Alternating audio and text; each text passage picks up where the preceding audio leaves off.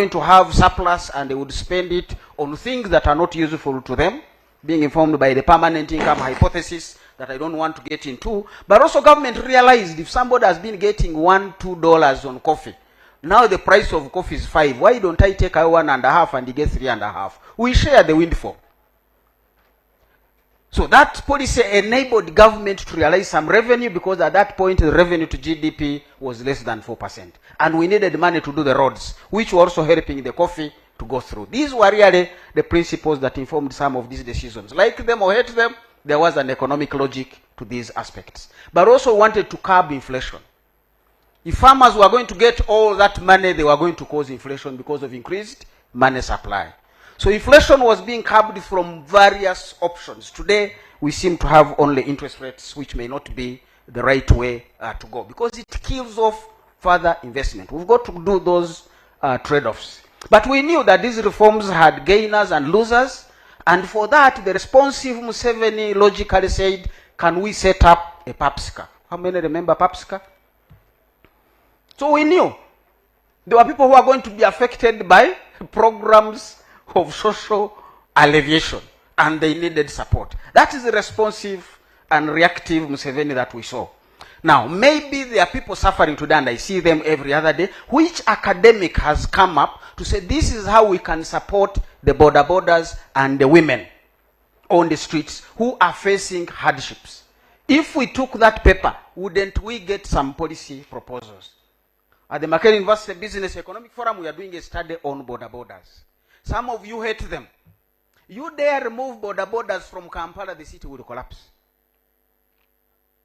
Because some of you, they are the ones who take your children. They are the ones you call to take the bunch of banana home. You don't even know where the school of that child is, but somebody picks the child and takes them back. And for that, you concentrate on your desk. Because not all of us are privileged, like a deputy governor, to have a driver and a car. But your child needs to be picked. But I'm going to be in a meeting until 9 p.m. So what happens? You call a border. You have dogs at home, they need meat, they just call you at 7, the meat is finished. You call a butcher, the meat is delivered. So borders are not just a nuisance. They are part and parcel of the Kampala system. The study is about market resilience, built by the American model of how flexible and resilient are livelihoods. Each one of us, our livelihoods are part and parcel of that. You can now order CJ, and Museveni literally allowed us to learn from COVID, when some of these logistical networks were allowed to continue moving on. So responsiveness created the PAPSCA. There were policies for expenditure reduction. How do we reduce government spending? Retrenchment, civil service was scaled down. Demobilization of the soldiers. Mr. Museveni was convinced, now you have finished the war, some of these soldiers can go home. And the money was provided to reintegrate them into society. Now, there are different records. How many were sent home? But I think I've seen one of the president's letters indicating 60,000 soldiers were sent home. And the convincing fact was, Mr. President, when we send off these peasants who you trained to fight, we will save enough money and invest in education. Now, in the future, when you want to recruit, you will be able to find senior 4 graduates. Those are better in the army than these peasants you are having today. So it was a win-win. And indeed, you can see the military we have, some of them are some of the best educated individuals. So some of these programs were futuristic, but you had to bring the evidence. I'm laying off this, what is my benefit? So I raised 3, or rather 9 things that Mr. Museveni put in his remarks at Igongo. I will quickly run them through, because he said, this is what I set out to do in 1986. Number 1, restore security of persons and property. And with security, you will quarrel with Mr. Museveni if you don't speak the right thing, because that is his core. Security of person and security of property. We know some things have persisted. Security of property, the land grabbing is really a threat to property of individuals. I have my life, but somebody has grabbed my land. Now my life also is endangered because my livelihood is distorted. Now some people are losing their property because of economic policies, bank foreclosures, that the economy is not able to guarantee and secure personal property. So while security is there, my personal property going away, then I have a vulnerability that needs to be addressed by government. These are things that have persisted. A friend of mine told me on Sunday, the priest emphasized many things but said, twafuna emirembe naye kati emirembe gitumazeeko emirembe. Now translate for your neighbor if they have not understood, especially if they have not laughed, then that means they have not understood. It's possible. Fine, I'm alive, but my land has been taken. I'm alive, but diseases are taking me. How do I secure my personal life property as well? These are things that have persisted over the 40 years. So in practice, rationality and the use of evidence in decision making should not compromise or be compromised by emotional and political choices. But we know the choice makers are politicians and they have goals. So you need to listen to them. What is it that they want to meet politically, and how do we meet each other halfway? Do we create other elements of PAPSCA as the policies move on? So the restoration, the demobilization was able to inform and save some monies which went into the social sector. To give money to Mulago, something else must go away. Again, I learned from Professor Mutebire about what we call counter-cyclical policies. If something is going up, something else must go down. So if the security budget must increase, some other budget must go down. If you want to increase funding to social services, you need to cut somewhere. And we have a bloated civil service. We need to reduce the civil service. There is a proposal. Genuinely, we want to increase the salaries for civil servants. And it happened in the 80s. They were increased by a very good percentage. But you don't increase before you scale down the numbers. If something is going up, another thing must go down. Can we do an Elon Musk email to each of the civil servants to give us 5 bullets of what you do in office? Anybody who fails to raise 5 bullets of what they do, they don't know what they are doing. So why are we paying them? As they have said, if you pretend to pay, people will pretend to work. But what do you do? And that can be a challenge. So we need to first of all reform and restructure the civil service and then increase the pay. The savings from those who go home, we shall have a PAPSCA for them. We shall have a recovery strategy for them. But the economy cannot move with the current spending going by the borrowing levels. Number 2 was liberalization and privatization, which was intended to create space for investors. In the private sector, remember they had the ideology, they had the greed like Adam Smith made to make more money. They were not like employees of government who were happy with their salary, while the companies were not doing any production. So liberalization had those aspects of creating a space for actors who would bring in money, bring in new ideas, but also competition drives you to move to the next level. I won't be mentioning, the other day I ordered for food and paid for it, but because it's a monopoly setting, the kind of service I received was the worst. What if there was competition? You would get better. I'm sure Mestil here is making sure we are all comfortable, because if we are not, we will choose another place for Musevenomics 2026. But they want to say, can you make a partnership here? Can you stay with us? You are eating, are you okay? But there are people you come and sit and they are not bothered whether you are there. It's as if a cockroach has come into the restaurant. Liberalization was to sort out some of these. And as we will see, the liberalization of the coffee sector, it did not remove the cooperatives. They were supposed to compete. And some of the first entities to register in that space were actually cooperatives. And they have persisted with all the struggles. So it's not that it was intended to kill the cooperative culture, it was intended to bring in the culture. Ladies and gentlemen, coffee is a cash-based product. For you to carry away my bag, I need my money now. How do you finance that coffee? And by straight line calculation, that is 12 billion every day going to the farming households. If you calculate how much kiboko is produced in a year, divide it by 365, it's 12 billion every day that goes to the households. Where is that money coming from? You want to be looking into those considerations. So the privatization, as we've said, one, to bring in the private sector, but also to cut the hemorrhage on the government budget.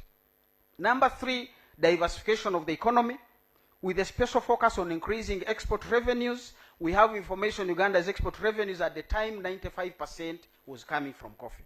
So there was a program of non-traditional exports.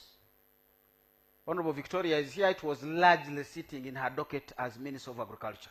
How do we export fish, flowers, beans, maize? And who badly needed the dollars? Bank of Uganda. So it was not a preserve of the Minister of Agriculture. There was an agricultural policy secretariat inside Bank of Uganda to provide technical guidance on what should the dollar rate be, what should the interest rate be. Today I hear some of these things are different. I'm looking forward when we have a policy secretariat in Bank of Uganda, not a credit facility. So Bank of Uganda should not be running credit. That is not your space. You run policy, you have banks you are regulating, let them run the credit. So what is it doing there? These are ideas that when you liberalize, put institutions in place, let's monitor them, let's evaluate them. Number 4, and so this program of increasing the non-traditional exports, we saw quite a lot of thrust coming through from that space. The fishing factories around Lake Victoria employed 38,000 people by around 2020 in the 20s and created quite enough money for us. Coffee liberalization has taken us from 2.1 million bags in 1986 to now more than 8 million bags. Number 4 was the increase of access to markets, and Mr. Museveni has been working on that argument. How do we integrate and bring in other markets? But we're saying it's not about the East African market. We are all too poor. 400 million poor people don't make a market. You need to venture into those other markets. You need to venture into other value chains. And that's why the Chinese are quarreling with Americans, because they knew they had 1 billion people. So they ventured to tap the American and the European markets. So what is our strategy on export-led growth? We still have Kenya, South Sudan, and DRC as our biggest export destinations. How do we tap into these other bigger markets? But also, it's not value addition must be done in Uganda, and then we export finally refined and value-added products. Gone are the days for that. As I've said, one of the things that impressed me is a piston is just a small component, but a very vital component of a motor vehicle engine. The piston. That's where the power is. That's why the power is generated. So you don't want to get it wrong by the piston. Museveni's learnings from Adam Smith said you specialize. So here is the story that came out and woke up Trump to suspend. Evidence. Said I put tariffs on Mexico and Canada. People raised evidence and put it to him that, Mr. President, the powder of the aluminium that makes the piston begins in Tennessee. Just crushing the metal to make the powder is in Tennessee. Then the powder is turned into rods in Pennsylvania. You're still in the US. Once the rods are done, they are sent to Canada for polishing. And from Canada, they are sent to Mexico to be turned into pistons, which pistons are then sent to Michigan to be inserted into the engine. Trump said, I've suspended the sanctions, the tariffs, for another 90 days. I'm sure they are not coming back. But that's the nature of value addition. So how do we go about value addition agenda? I think there we still need to raise the evidence to have discussions with ourselves, building those institutions and making the decisions. China cut interest rates last week. From what to what? 1.5 to 1.4. Can you imagine? Interest rates in China were too high at 1.5. What are they in Uganda? Can you compete? Do you think free land in Namava will help you overcome the Chinese products? You're literally hemmed in. No political talk, no military solution would solve that. But the question is, how can Ugandans tap into global, cheap capital sources? Partnerships. And we need to have these conversations. We are not going to capitalize UDB and defeat the Chinese.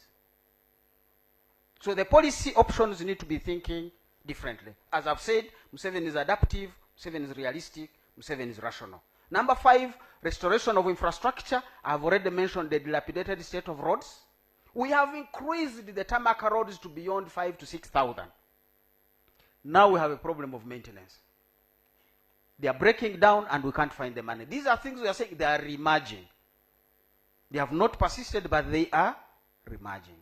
And these are adding to cost of doing business. Whether you have free land in an industrial park, this cost will cost you. The bank charge will cost you. And at the end of the day, you can't compete globally. And Bank of Uganda data on the real effective exchange rate indicates we have been gradually losing global competitiveness.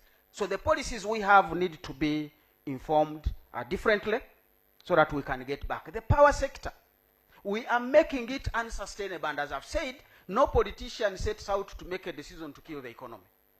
You have a genuine concern, you have listened to your manufacturers and you've said you will use electricity at 5 US cents. And they clap.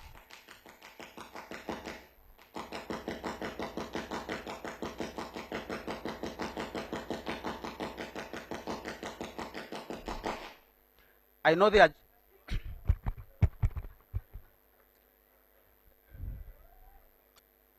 Am I back?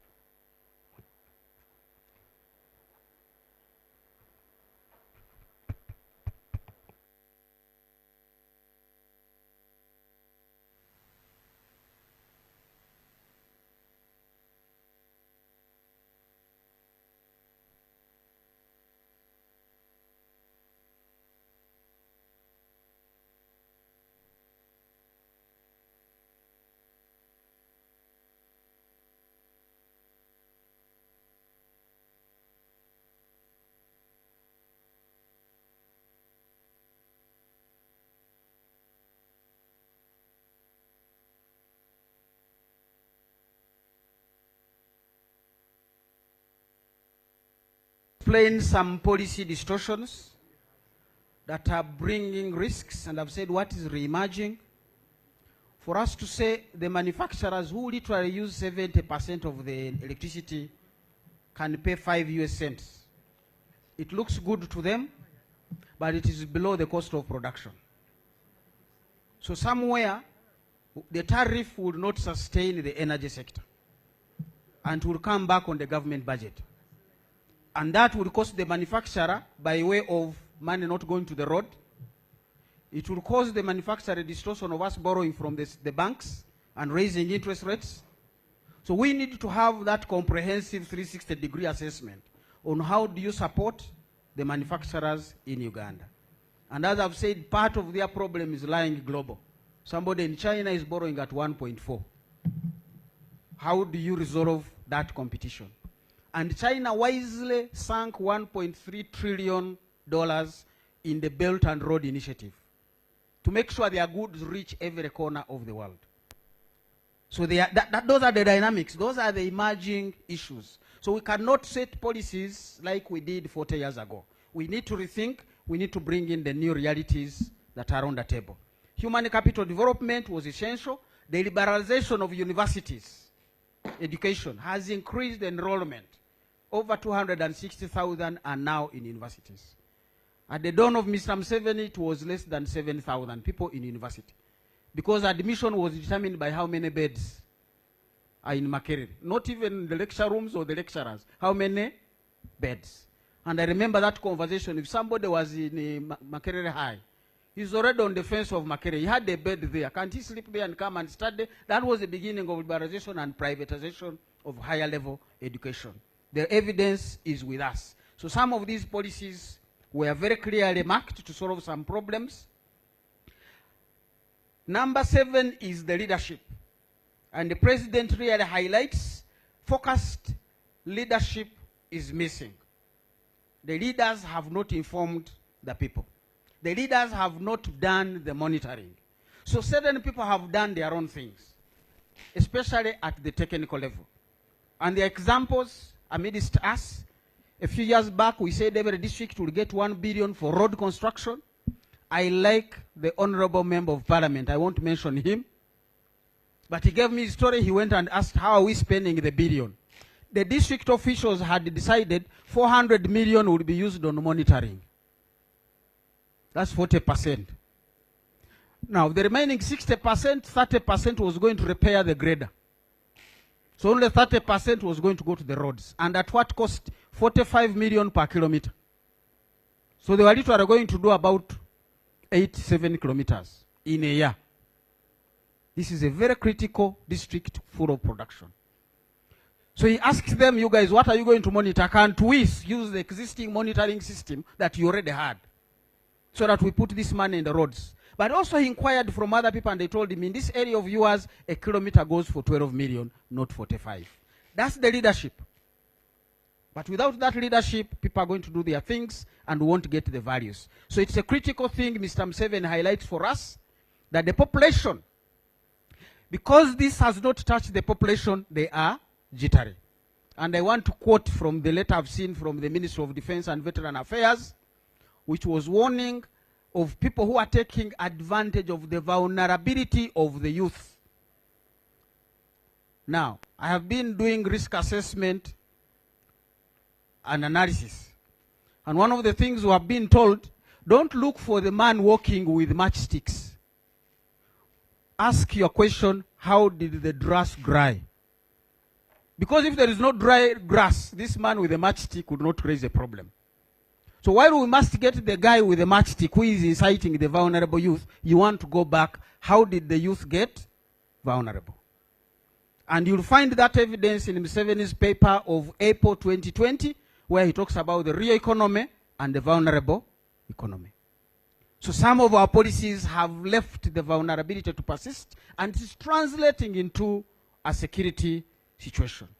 And he ends with number 8, which is partly to explain why the vulnerability has persisted, and I read it among the 10-point program, fighting corruption. If we don't fight corruption, the vulnerability will increase, and this dry grass can even be lit by nobody but lightning. And it doesn't know the level of advancement. If you know what happened to California, you know what I'm talking about. It can take anybody. So we need to resolve some of this. As I've said, restructuring. Vietnam, as we speak, is retrenching 100,000 employees because they can't find the money, and you can't compete with what you're supposed to do, and they just pay you salaries. their precedents. Milei in Argentina has turned the country from a deficit of over 40 years into a surplus budget. They still have their debt, but at least now they can finance their budget on a day-to-day basis. Serious reforms, including withdrawal of subsidies. Nigeria, Lagos was full of traffic jams because of subsidized fuel. The current president simply says, no more subsidies. There were riots, they were handled, but alongside, the entire jam has disappeared. So what subsidies are we putting here that are not necessary? We are back to 1986. We need to look through and say, who are we subsidizing that cannot be sustained? So the conclusion is the Musevenomics agenda and the review of his policies and his practices really gives us some lessons to pick on. If we are to get inclusive development that will speak to the youth, we have some lessons that we can pick on. The Paris Development Model has come through. It is 7 pillars. I must emphasize this. It's not one pillar. It does not make sense to give somebody 1 million, they buy poultry or a goat, and there is no extension service provider in that village. And there is no functioning health facility in that village.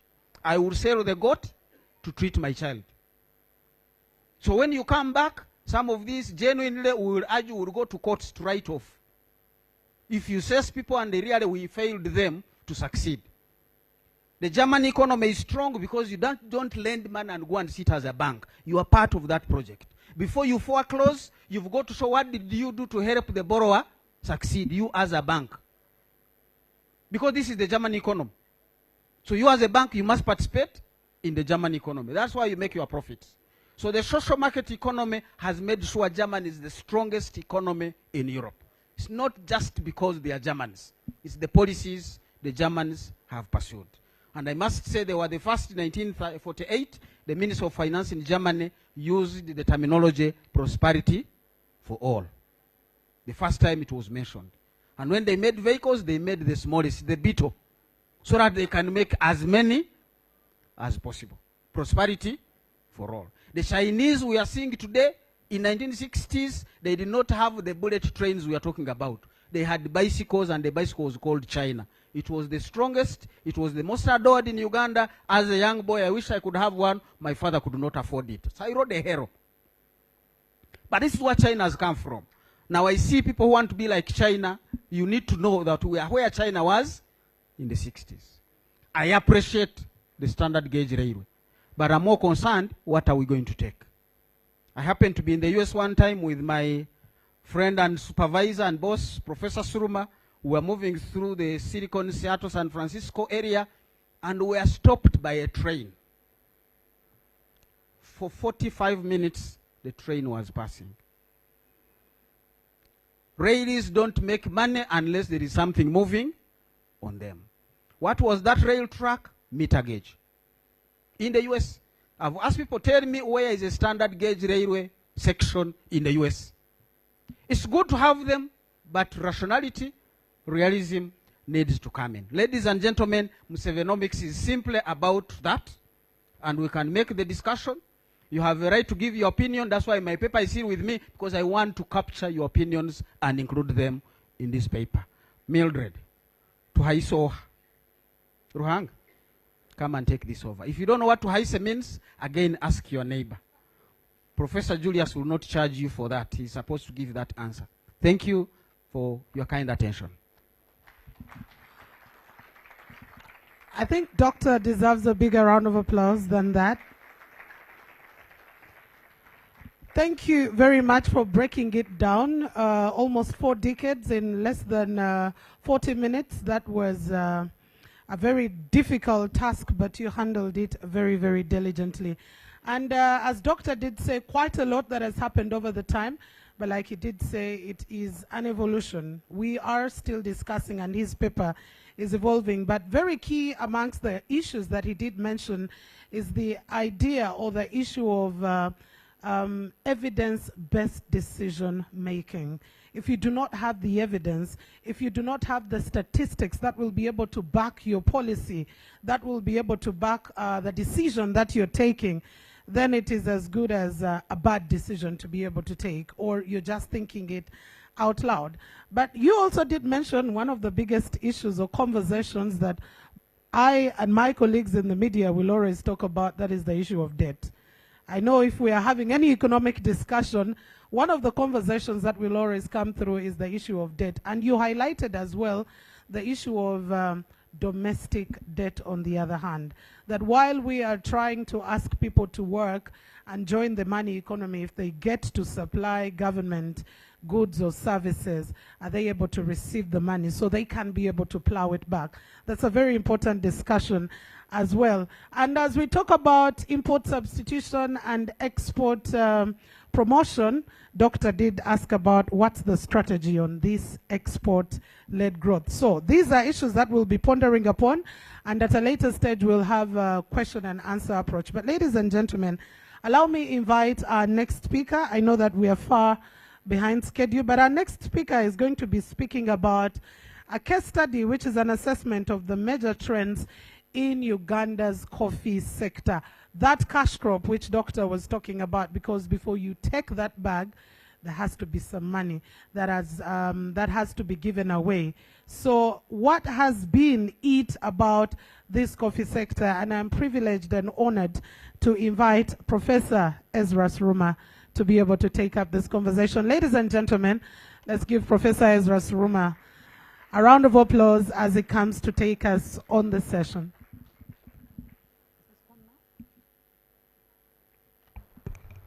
Check, check. Check. Prof, I think you'll still use this. You'll still use this, but this is not working. Not yet. Not yet. Thank you very much, Madam Taise. You're welcome. Thank you.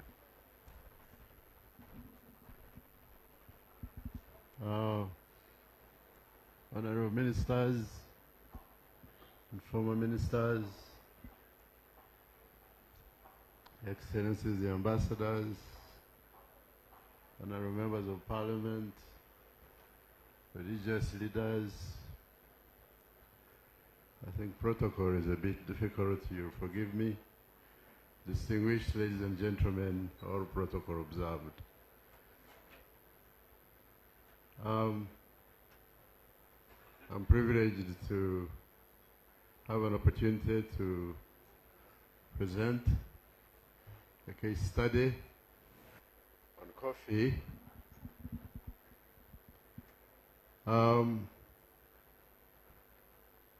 This is an area where I was involved, so I'm speaking on the basis of what I learned, of course, during the Museveni era starting in 1986.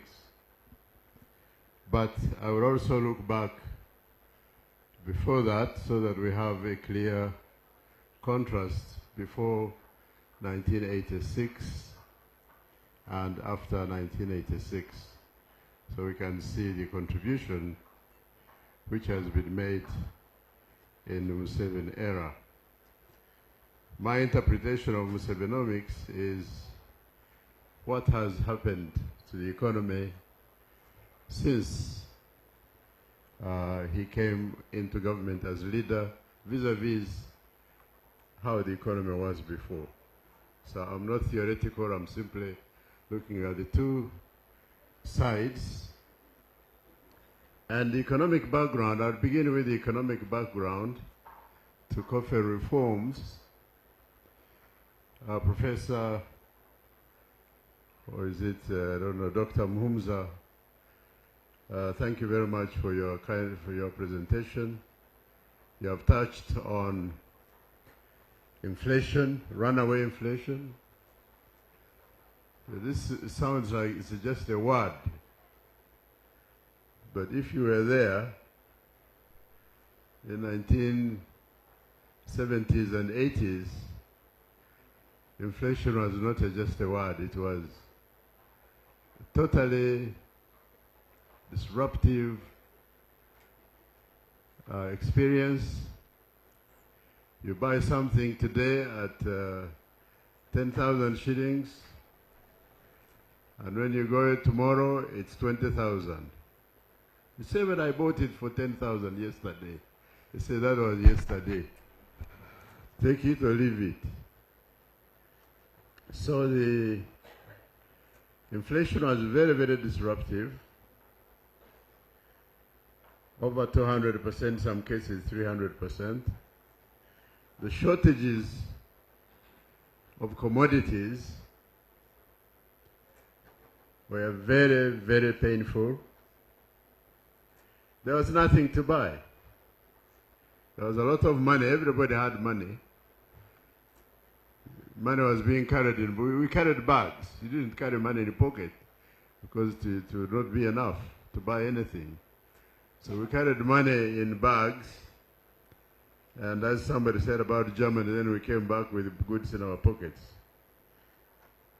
So the shortages of very basic things like salt and sugar and soap, this is what the situation was in 80s and 70s. Government control of prices, including foreign exchange, was the government set prices for soda, set prices for sugar, set prices for salt, set prices for everything. Of course, I don't know how to put it, you set prices for things which are not there. So what good does it do? And of course, anyone who had those things would make sure that they don't sell them openly on the market. You'd have to go in a side place and buy at a much higher price than what the government had set. So the effect of government-controlled prices was to completely disrupt the economy. The coffee export was a monopoly, as Dr. Muhumza indicated, and many of you know. It was an export monopoly of Coffee Marketing Board. It had been so for a very long time.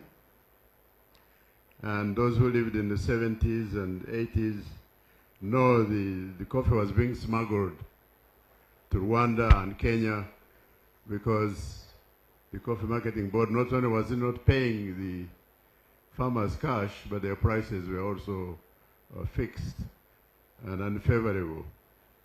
Infrastructure breakdown, roads, power, no communications, telephones, and so on.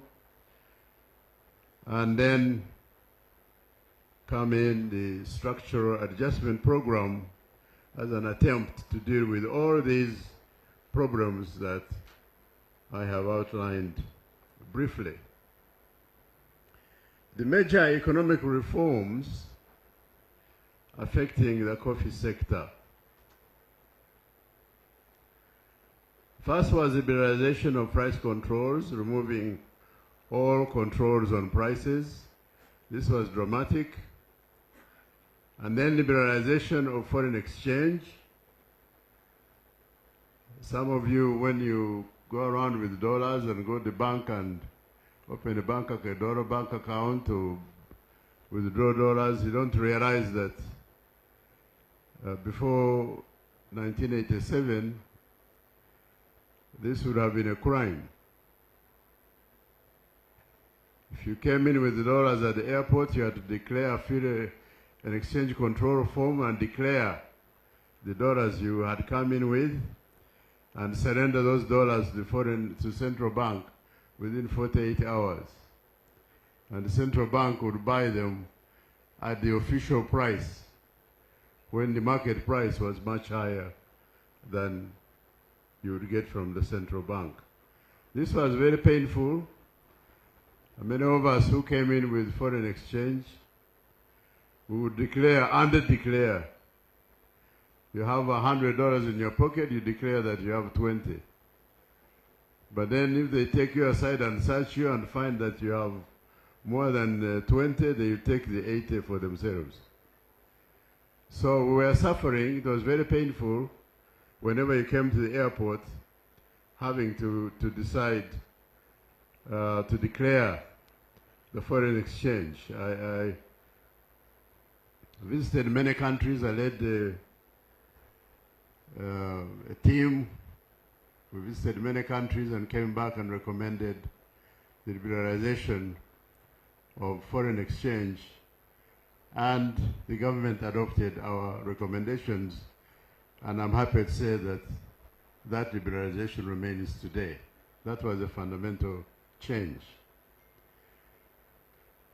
Liberalization of coffee exports was difficult. Again, I led another team that visited many countries, Madagascar, Colombia, Costa Rica, and so on, to see how they were doing their coffee exporting.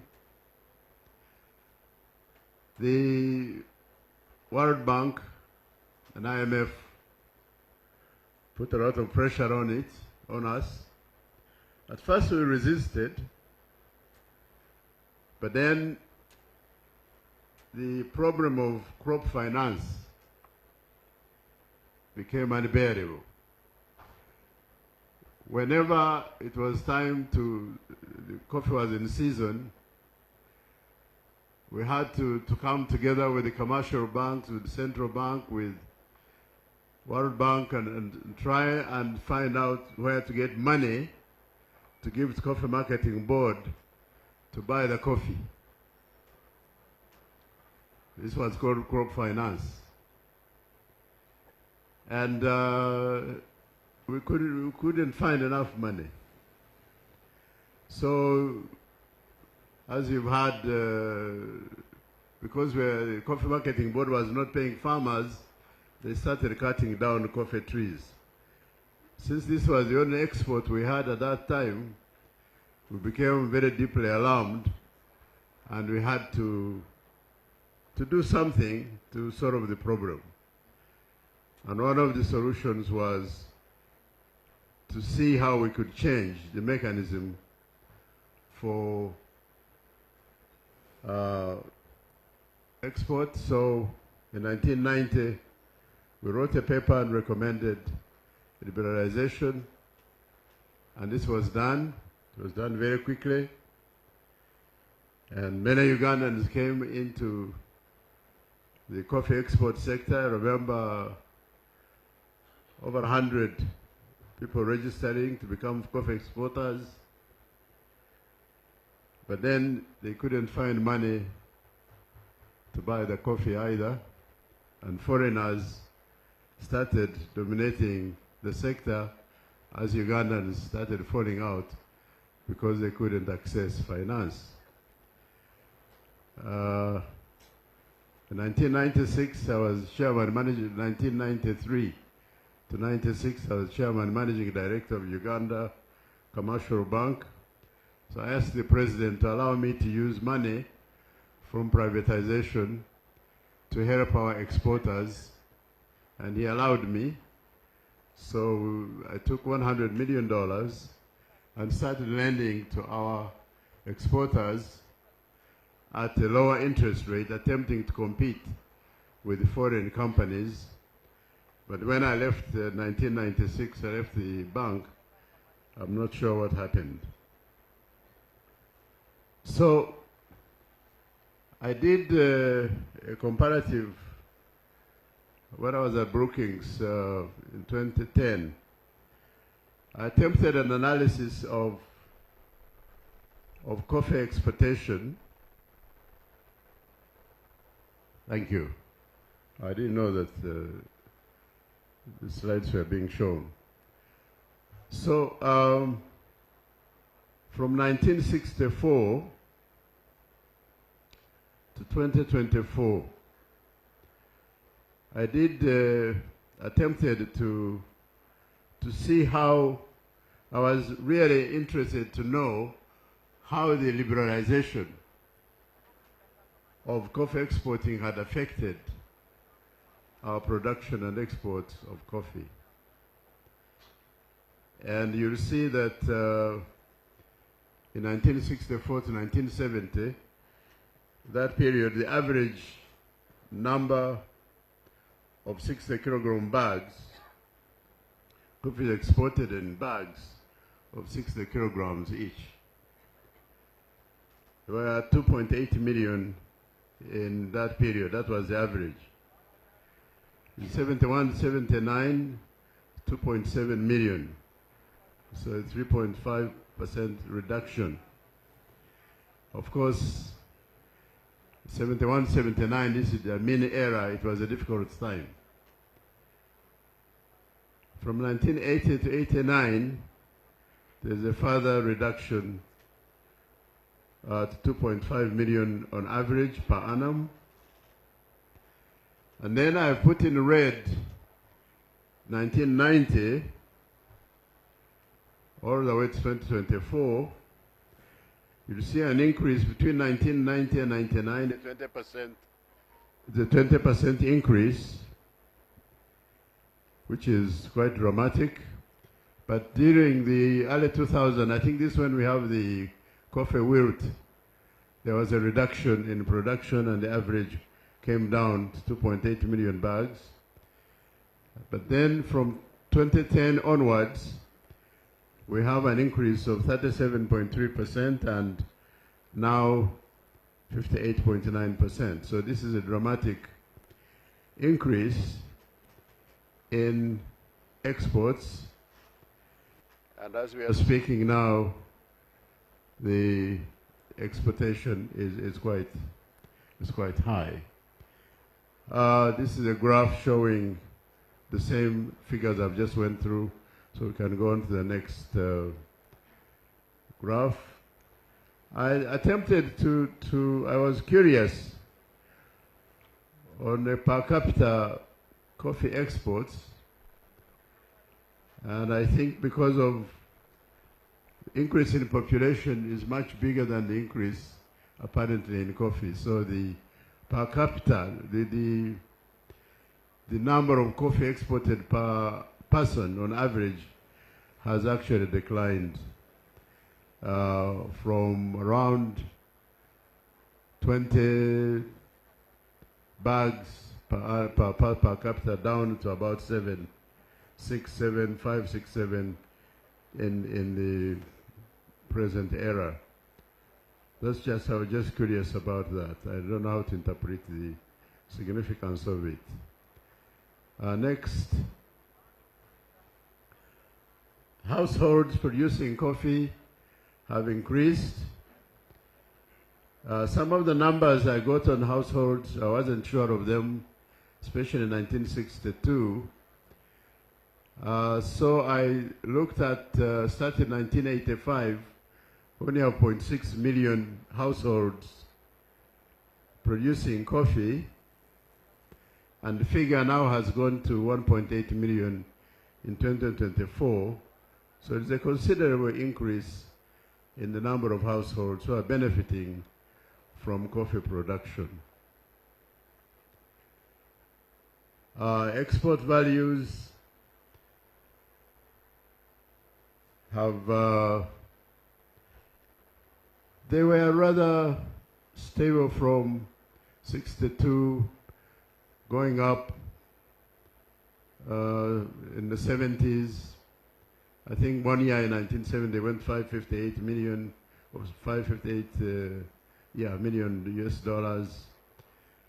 But as you can see, the highest spike has come now with shooting over $1 billion for the first time at present. Next.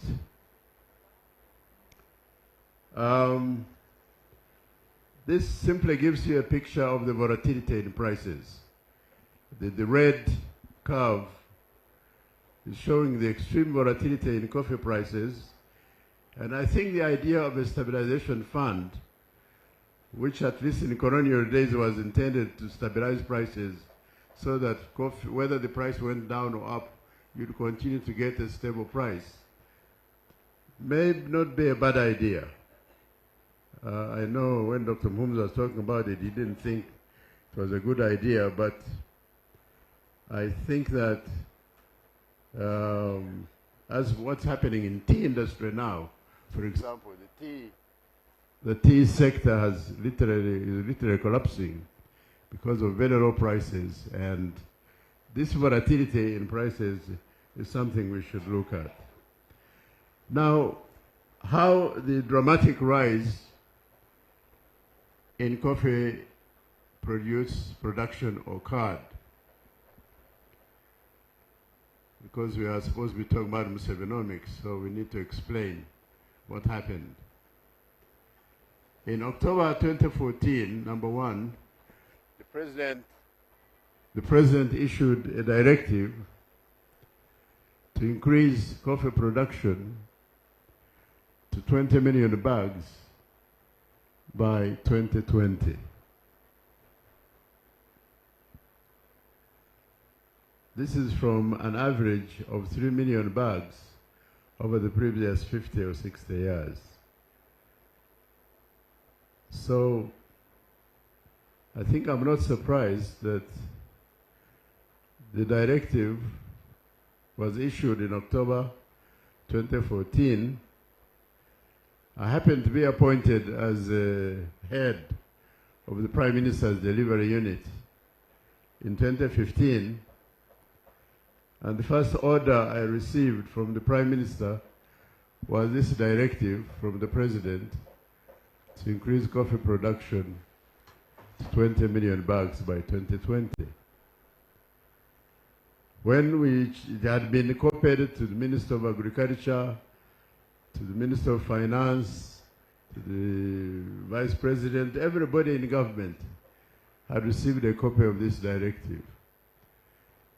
But when I looked around, by October 2015, 1 year later, nobody had done anything about it.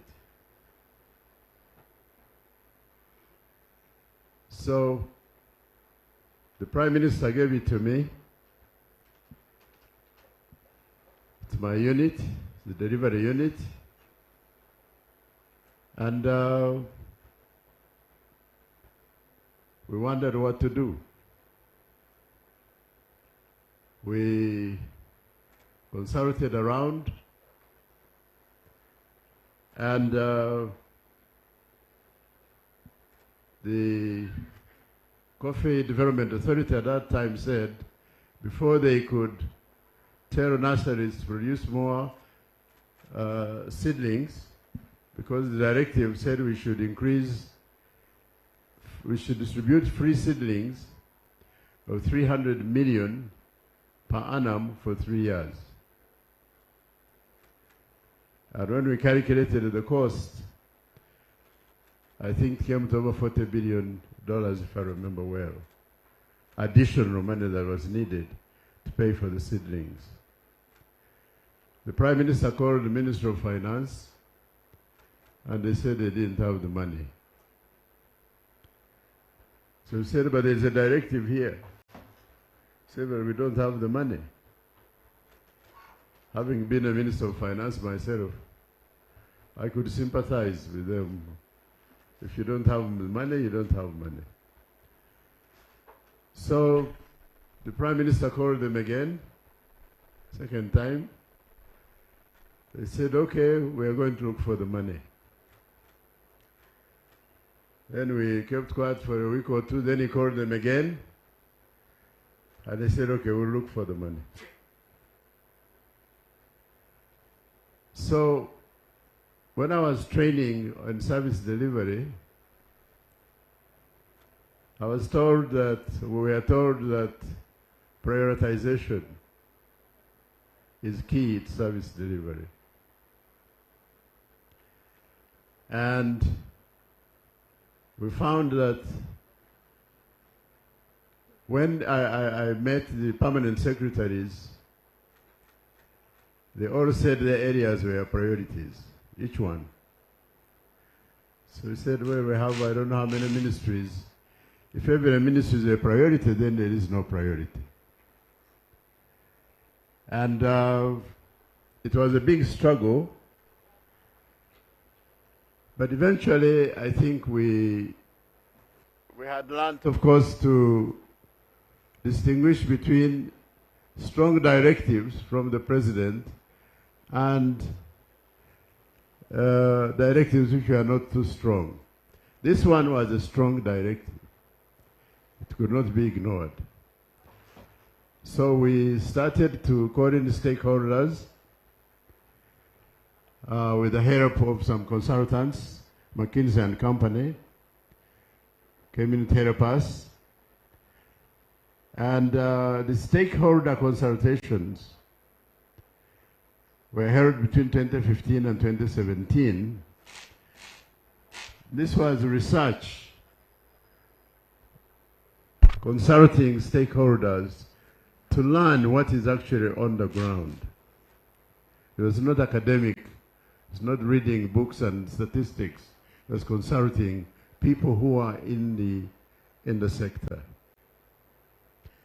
And following this, we were able to construct a roadmap, a coffee roadmap, to reach 20 million bags by 2030.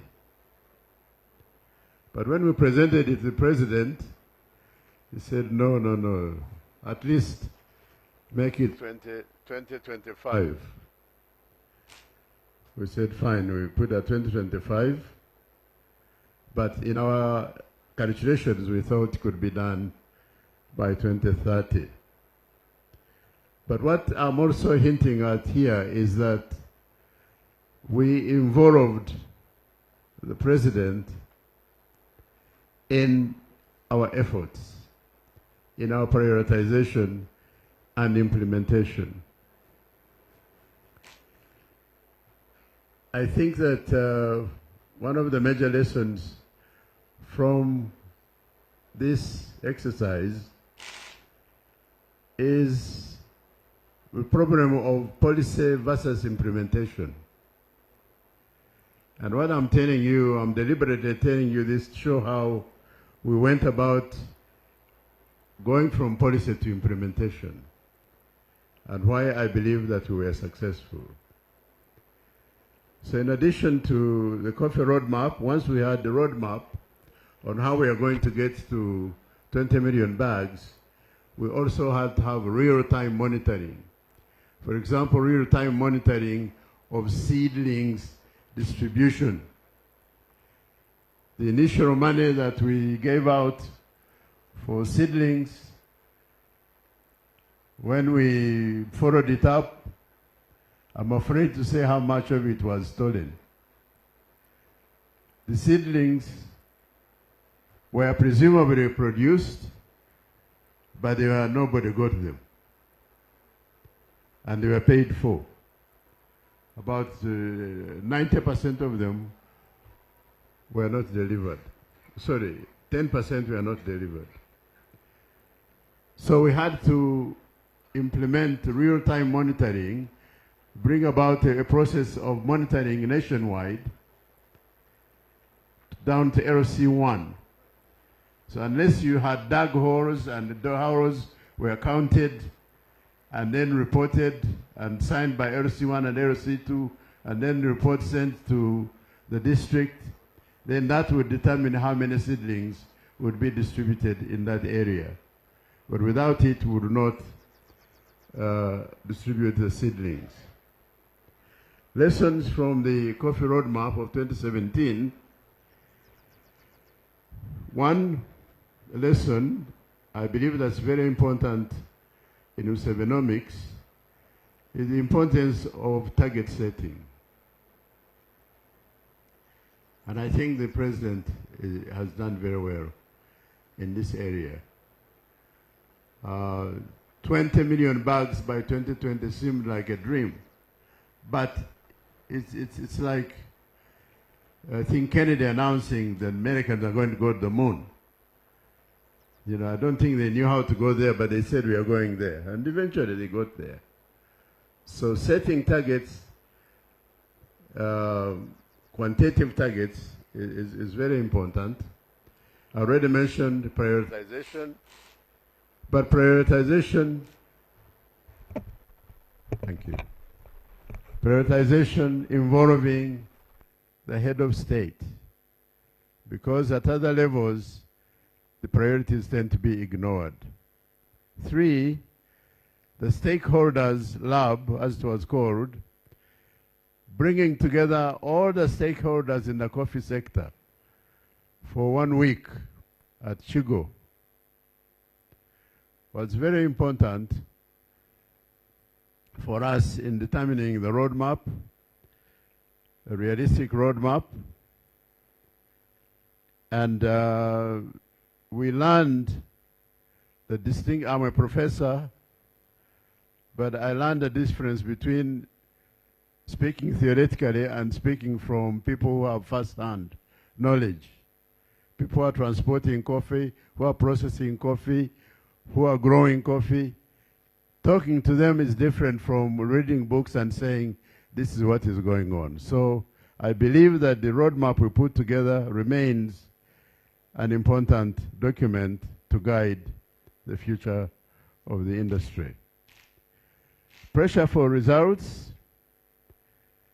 especially on the seedlings financing. I've already covered that, so we can go to the next. Continuing with the lessons, liberalization of price controls and exchange controls are essential to continued growth, and especially crop finance. I think that what has been done in the coffee sector would not have been possible in an environment of price controls and export controls. So I hope that this environment of freedom in prices, setting prices and so on will continue to be there. Crop finance continues to be difficult, especially those who are trying to export. It's a very, very painful and expensive process. And I think we have a long way to go, especially for Ugandans to be a significant part of this sector, because currently are dominating that sector. So I want to disagree with Mr. Muhumuza here when he said the central bank should not concern itself with credit. Mr. Nwagaba, please, I'm an exporter. We need money for export, and it's constraining us, and we are being driven out of the sector. So please find ways of helping us so that we can also continue, but not only continue, but also grow in that sector. Why should we leave it to foreigners? Ugandans also need to participate in it. Finally, a concept of structured demand. It underlies coffee expansion, because without market there will be no growth. So as a part of the roadmap, we had to do a global market research.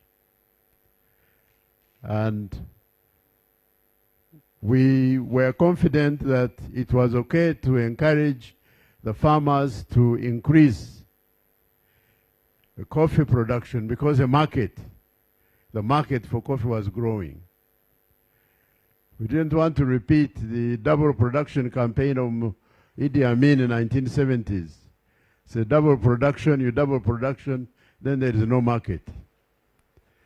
So we did a study of the global market, and we felt that as we increase coffee production, we don't have to worry about finding a market for the product. So that roadmap is based on this fundamental knowledge that the world market for coffee is growing. And indeed, as I speak, the prices are quite high. Thank you very much. That's what has happened in the coffee sector during President Museveni's period. There's definitely a dramatic increase in coffee production and the number of households benefiting from it. I'm sure there's room for improvement, but there's no doubt that his targeting for 20 million bags has resulted in a dramatic increase that had not occurred in any decade since 1964. Thank you very much.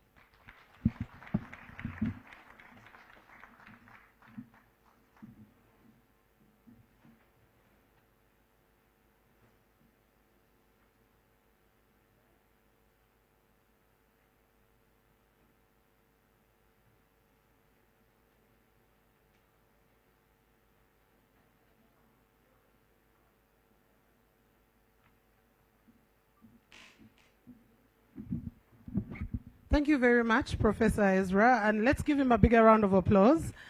I did hear from one of his neighbors thanking him for provoking so many questions, and I think I totally agree with that. We're going to switch up our program just a little bit to make some adjustments, but I'll be communicating that later on.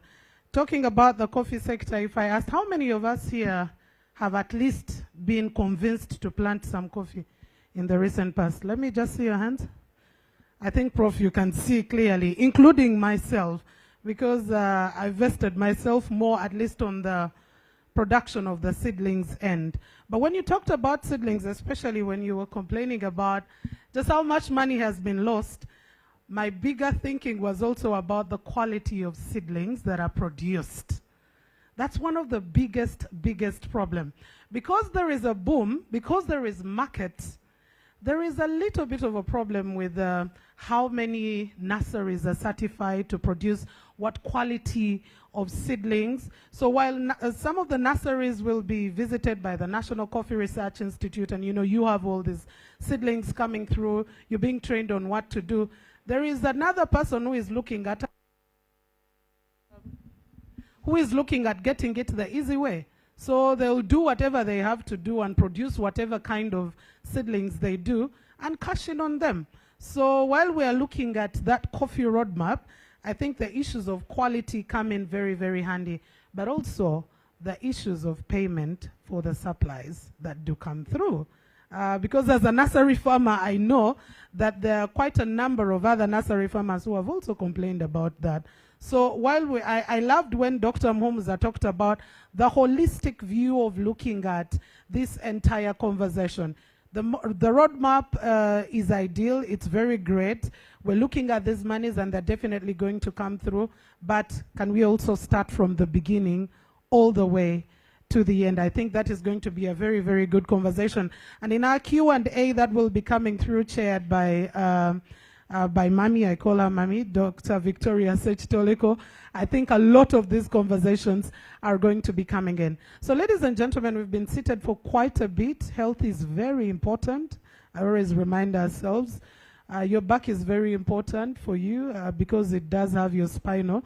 So I'm going to allow us to do a little bit of a movement as we have our coffee break. But shortly before we go for the coffee break, because we were supposed to be having our opening ceremony and we are still just getting the two special guests on our opening ceremony ready. So we'll have our coffee break and have the opening ceremony immediately after, and then go into the session that we were also supposed to have. But just before we do that, I am going to request for our partners, I am going to request the front tables here, including our EU partners, to be able to come through. The UDF, Uganda Development Corporation, I do see the Private Sector Foundation, Uganda, as well as all our partners, to please, Professor Ezra and the entire table right there, to please come to the front so we can have a group picture, because most of this we definitely need the memories coming through. I do see the Vice Chairperson of the Uganda Development Forum, who is also the Minister of Justice and Constitutional Affairs. I am kindly requesting that as I do get to mention all these names, Dr. Virunji, Uganda Development Corporation, let's get here. Yes, the Deputy, yes, let's get the Deputy Governor, let's get to the front and have this memory, because then we'll be able to say that as we discussed at the Musevenomics conference, these are the ideas that came up and this is what we agreed, this is what we've been able to do, because that's also the kind of assessment that we are having right now. That what was it before, what have we worked on, what have we tried to deal with, what has failed, okay, not failed, what is still challenging, what is still working. That's a bigger conversation. And also much later on, we're going to continue with more and more conversations on cost of doing business. We'll be looking at conversations around value addition and industrialization. That is very, very key. So we're going to have time to exchange some pleasantries during the coffee break. So I am going to kindly allow that all our partners step forward so we can have this photo moment. I hope the stage is big enough for us to be able to. And since we have some steps, we will extend forward. So some will get to the lower steps and some will remain right up. Okay. And as we have this photo moment, during our coffee break, I know we do have some ushers who are going to help us. We're going to have our order of march. I am getting a bit military in a way. So our order of march will be that the very people who are right here taking the photo, plus all those at the front side, we will be taking our breakfast at the Kazinga Channel restaurant, and our ushers will be able to lead us there. And then much later on, we will also have the ushers allowing the rest of us to get to our side where we will have our coffee break. And I'm going to request that we keep it brief and precise. It was meant to be 30 minutes, but I'm going to request that we will use 20 minutes exactly, so we can be able to deal with our coffee break. So ladies and gentlemen, I will request our ushering team to come and lead our guests at the high tables, at the reserved tables, to the coffee break.